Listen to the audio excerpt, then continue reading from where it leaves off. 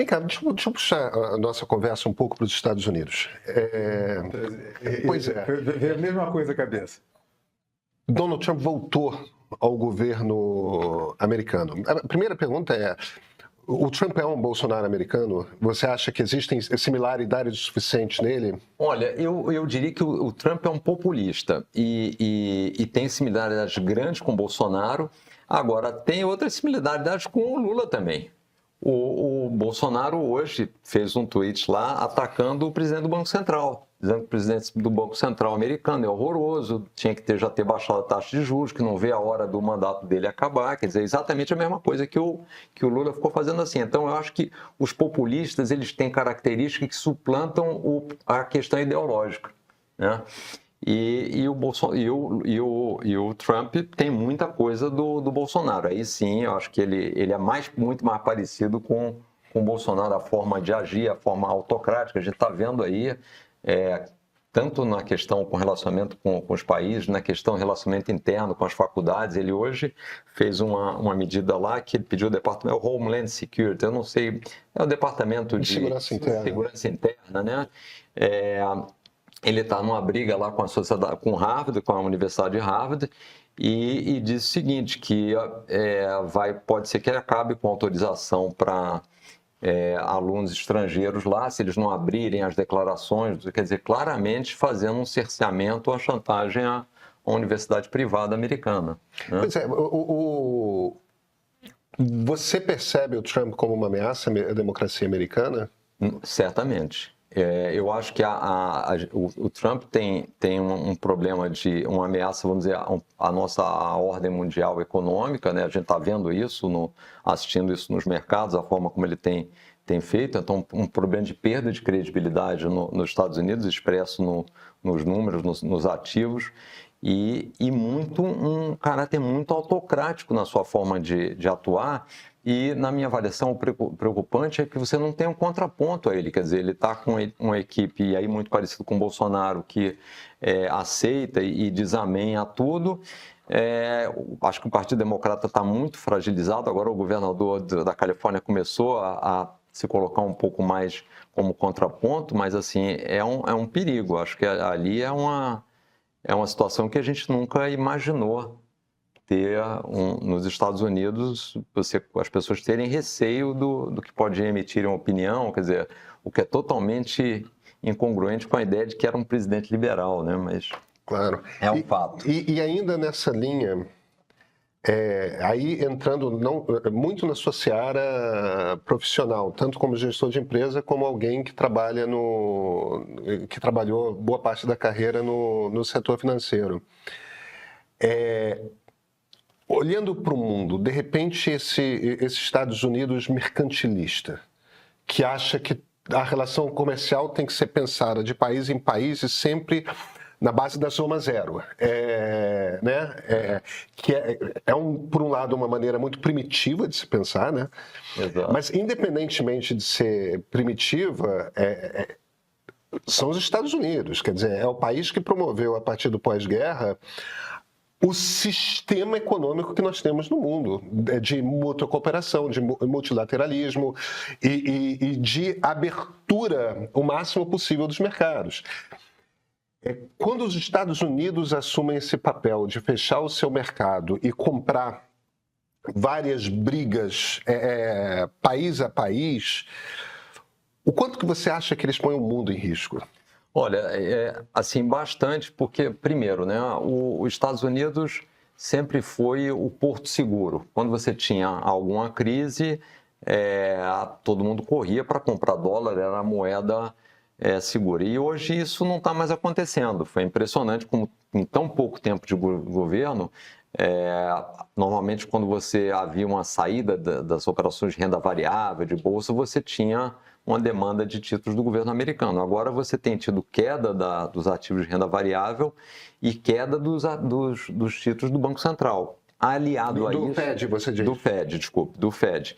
Aliado a isso, você tem tido valorizações de moedas de outros países, notadamente o euro, e do ouro como reserva de valor. Então, é um clima hoje onde as pessoas estão dizendo o seguinte: a gente está precisando de um porto seguro, e esse porto seguro não é mais os Estados Unidos. Por quê? Porque os Estados Unidos tinha isso, porque tinha credibilidade, tinha uma Constituição que era cumprida, você tinha uma previsibilidade do que iria acontecer e uma transparência e uma liberdade de expressão. O Trump conseguiu destruir tudo isso. Agora, o que eu acho que vai acontecer? Quer dizer, eu acho que o ônus maior vai acontecer dentro dos Estados Unidos. Porque, obviamente, os Estados Unidos... Desculpa te interromper, mas só para entender, fechar esse seu primeiro raciocínio. Então, você acha que o mundo vai se arranjar meio que excluindo os Estados Unidos? Vai haver uma reorganização nos próximos anos? Está se tentando fazer isso, quer dizer, fazer uma...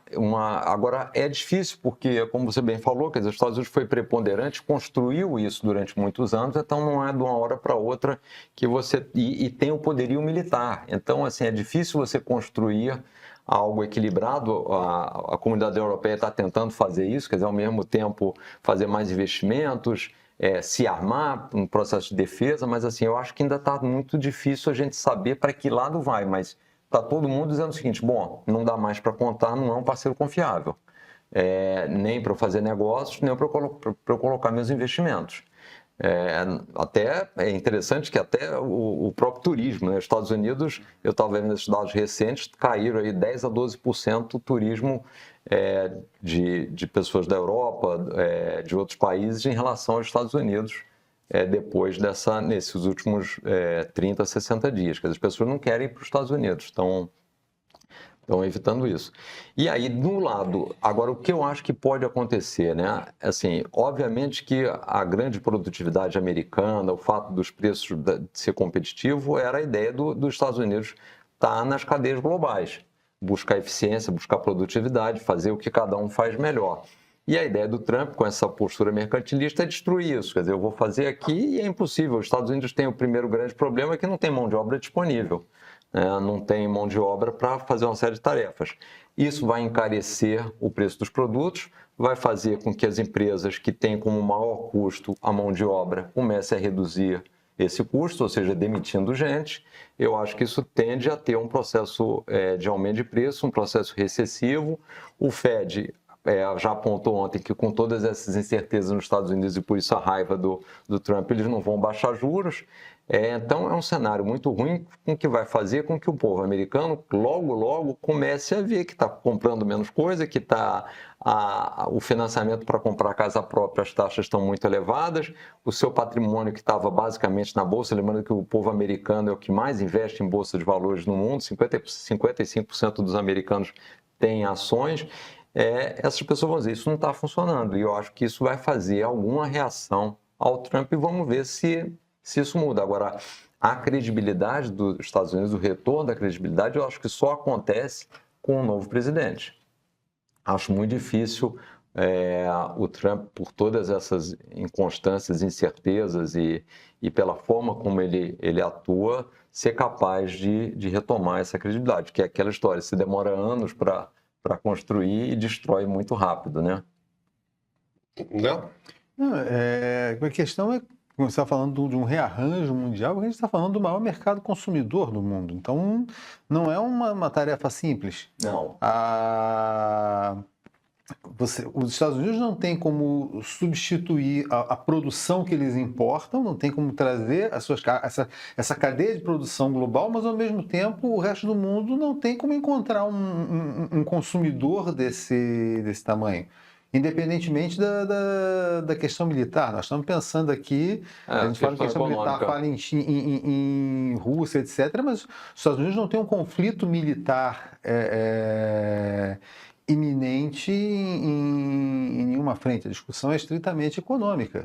E o poderio econômico dele como mercado consumidor, algo que não pode ser substituído tão rapidamente assim. Não, e aí eu acho que isso que vai acontecer. Quer dizer, a chance da gente ter uma recessão nos Estados Unidos e puxar baixos crescimentos e eventualmente recessão em outros países é muito elevada. Agora, eu acho que é um cenário que o Brasil é um cenário difícil, mas seria uma oportunidade para nós aproveitarmos. Quer dizer, o Lula recentemente criticou o Trump, o negócio das tarifas, que isso não é bom, o protecionismo e tudo, mas assim, o Brasil é um dos países mais fechados que existe. Então, assim, por que não aproveitar esse momento para abrir a nossa economia, acabar com tantas barreiras alfandegárias, buscar parceria com países que são complementares? Quer dizer, por que não aproveitar essa brecha que vai existir para que a gente pudesse aumentar o nosso comércio, aumentar a produtividade brasileira, né? Só para lembrar, a produtividade brasileira é 1/4 da produtividade americana. Quer dizer, como é que você gera riqueza, combate a pobreza se você é tão improdutivo, né? Então, acho que seria um bom momento do Brasil aproveitar e dizer o seguinte: olha, o Trump está fazendo isso, eu vou fazer o contrário. Eu vou abrir a economia, vai ser bem-vindo aqui, vamos fazer o que a gente tem de melhor e importar o que a gente não consegue fazer bem. Seria uma oportunidade que a gente deveria aproveitar. Mas eu acho que isso não vai estar, infelizmente, na pauta desse governo.